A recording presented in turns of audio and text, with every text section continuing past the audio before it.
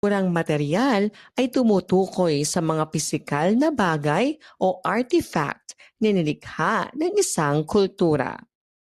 Ito ay mga tangible na bagay na maaaring makita, hawakan at gamitin.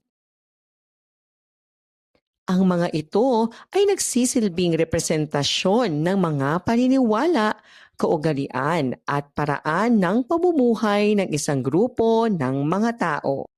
Mga halimbawa ng kulturang material.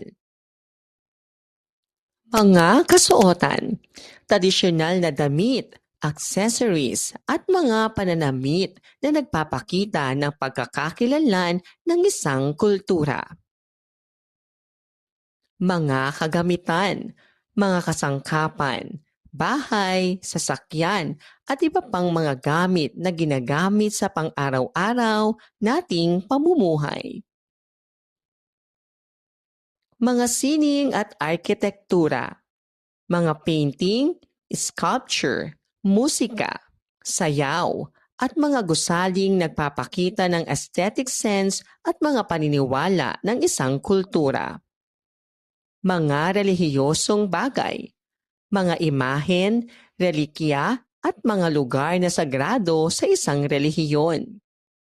Mga teknolohiya, mga tool at makina na ginagamit upang gawing mas madali ang paraan ng ating pamumuhay.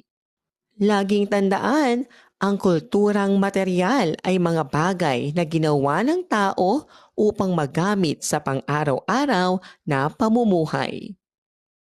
Mahalaga ito dahil ito ay bahagi ng ating kultura at kasaysayan.